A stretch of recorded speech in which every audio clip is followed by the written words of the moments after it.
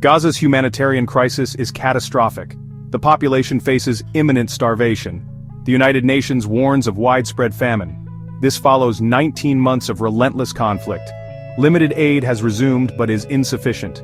Israel imposed a harsh blockade in March 2025. This choked off essential supplies to the Strip. Daily survival is an agonizing struggle for Gazans. The human cost of this war is truly staggering. Over 54,000 Palestinians have been killed, according to reports. Countless more are injured, many severely. Most buildings across Gaza are now rubble, or they stand heavily damaged and uninhabitable. Families are displaced, seeking safety that doesn't exist. The psychological wounds, especially for children, are deep. This lasting trauma will affect generations to come.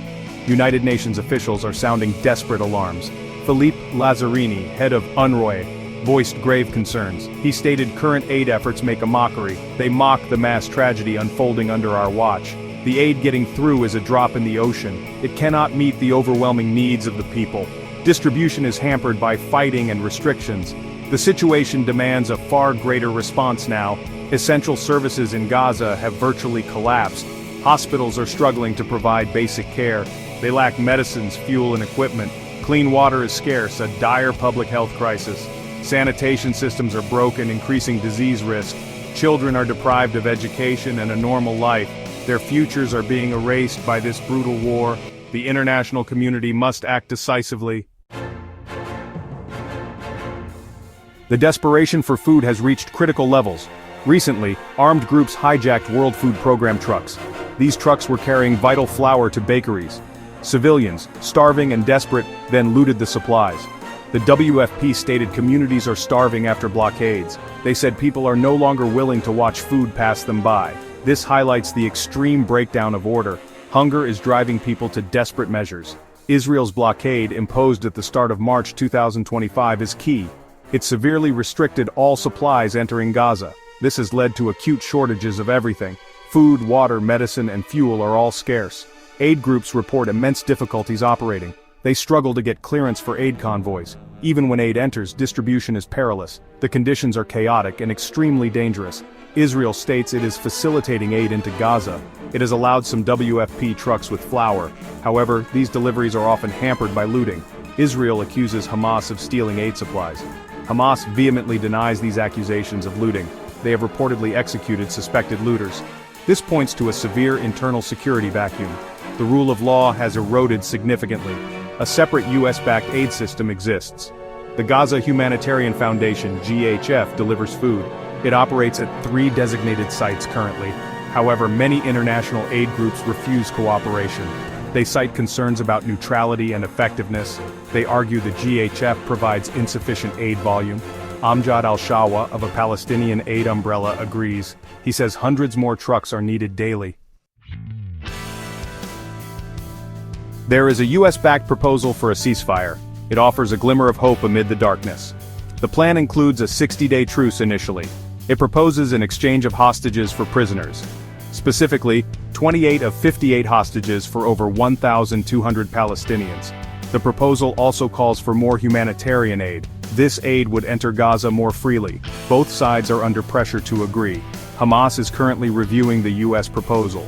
The group is seeking several amendments to the terms. They stated they are willing to release 10 living hostages.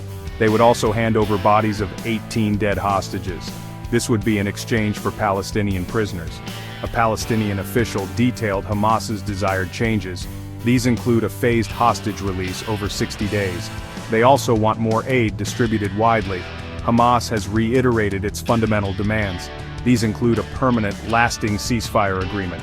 They also demand a complete withdrawal of Israeli troops. All forces must leave the Gaza Strip entirely. Furthermore, they insist on ensuring the free flow of aid. Israel has previously rejected these core conditions. This remains a major stumbling block in negotiations. The gap between the two sides is significant. Senior Hamas official Bassem Naim commented on the talks. He denied that Hamas rejected Witkoff's proposal outright. However, he said Israel's response was incompatible. He stated it did not align with what was agreed. Naim accused the US envoy of complete bias for Israel. President Trump's envoy, Steve Witkoff, was critical. He called Hamas's response totally unacceptable. He claimed it only takes us backward. Israeli Prime Minister Benjamin Netanyahu addressed the talks. He said his government agreed to Witkoff's outline. However, he accused Hamas of continued rejection. Netanyahu reiterated Israel's primary war aims. Israel will continue its action, he stated firmly. The goals are the return of all hostages and achieving the defeat of Hamas in Gaza. This stance suggests prolonged conflict is possible. Israel's military campaign continues unabated in Gaza. It relaunched its air and ground operations in March. This followed a fragile 2-month truce period. Israeli forces are still hitting targets across the Strip. The military recently announced a significant claim. They stated they killed Mohammed Sinwar on May 13. He was described as Hamas's Gaza chief. Hamas has not yet confirmed or denied his death. The international community is watching anxiously. Former U.S. President Trump said on Friday, May 30th, he believed a ceasefire agreement was close. The White House also expressed some optimism. They stated on Thursday that Israel had agreed. Israel supposedly accepted the terms of the U.S. proposal. There is immense global pressure for a resolution. The human suffering is too great to ignore. The United Nations warns the situation is dire. It is the worst since the war began 19 months ago. The entire population faces the risk of famine.